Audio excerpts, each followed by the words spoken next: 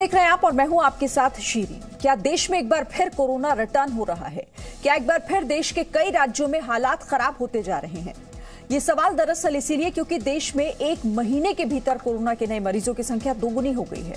आज कोरोना के बढ़ते मामलों को लेकर प्रधानमंत्री नरेंद्र मोदी राज्यों के मुख्यमंत्रियों के साथ बैठक करने जा रहे हैं।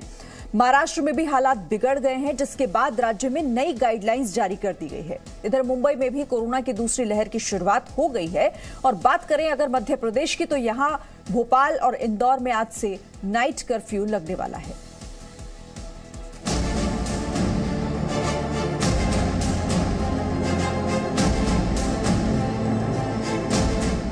कोरोना का फिर प्रहार, बचाएगा कौन सा हथियार?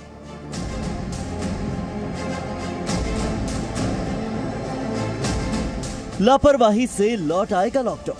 सैनिटाइजर की सेल तो आप ऐसे मानो 10% रह गई है। सैनिटाइजर की सेल तो बिल्कुल अब डंप हो गई, लोग इस्तेमाल भी नहीं कर रहे हैं।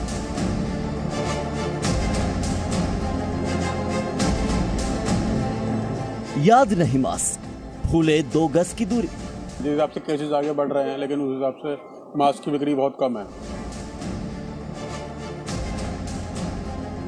कोरोना पर महामंथन से निकलेगा फॉर्मूला। मास्क का ठीक ढंग से इस्तेमाल, 2 गज की दूरी, हाथों को साबुन से धोते रहना, इस काम में जरा सी भी ढिलाई ना दें।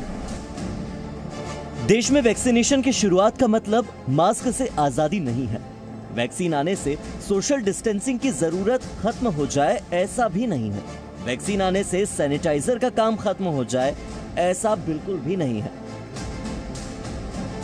दवाई आ गई तो सब छूट मिल गई, ये भ्रम में मत रहना।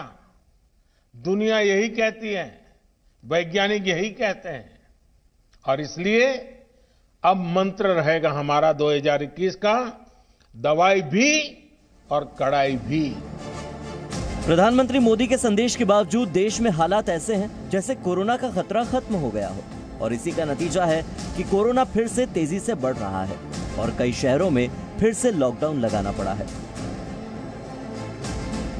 कोरोना रिटर्न के खतरे के बीच प्रधानमंत्री नरेंद्र मोदी एक बार फिर से राज्यों के मुख्यमंत्रियों के साथ महामंथन करने जा रहे हैं। बैठक में कोरोना की स्थिति से कैसे निपटें, कैसे कोरोना पर काबू पाया जाए और हर राज्य में टीकाकरण अभियान कैसे तेज हो, इन्हीं कुछ मुद्दों पर आज दोपहर 12 बजे चर्चा होगी।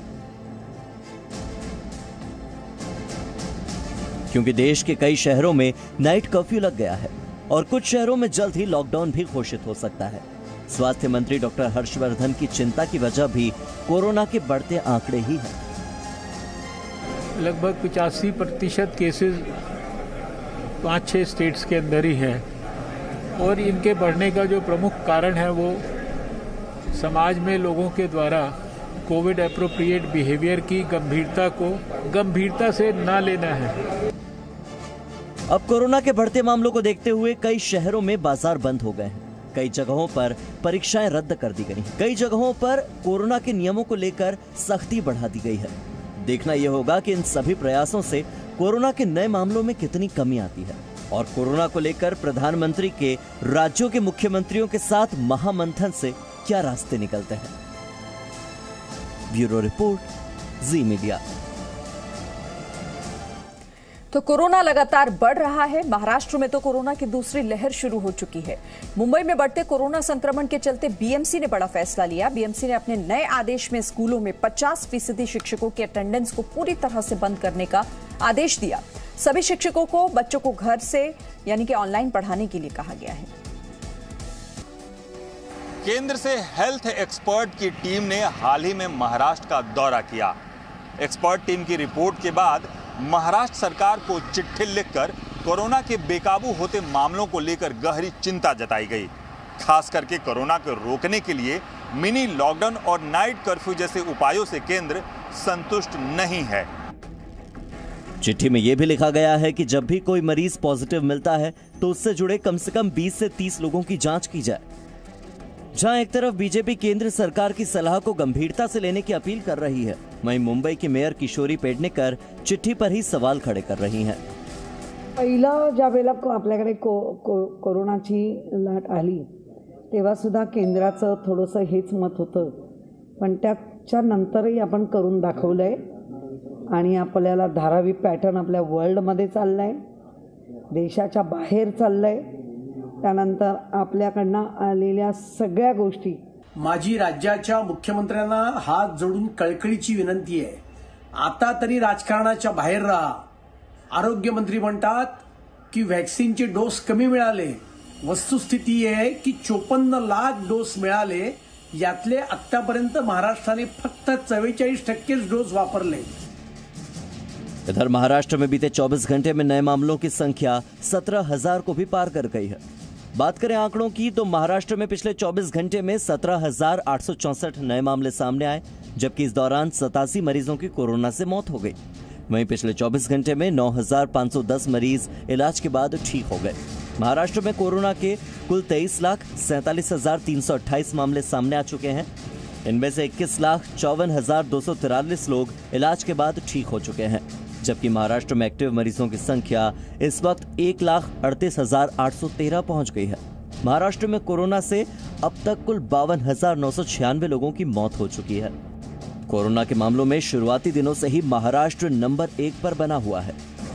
राज्य सरकार ने नागपुर में 21 मार्च तक लॉकडाउन कर दिया है, जबकि कई शहरों में नाइट कर्फ्यू लगा दिया गया है.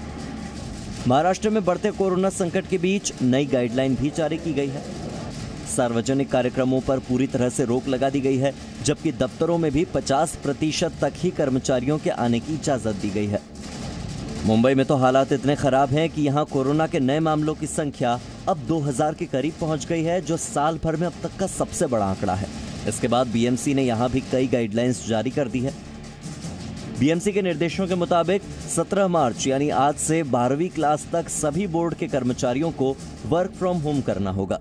शादी और अंतिम संस्कार में सिर्फ 50 लोगों के शामिल होने की इजाजत दी गई है. सभी office, single screen cinema hall, multiplex और होटल 50% यानी आधी क्षमता के साथ ही काम करेंगे और राज्य में कोई भी सामाजिक, राजनीतिक और धार्मिक कार्यक्रम नहीं होंगे.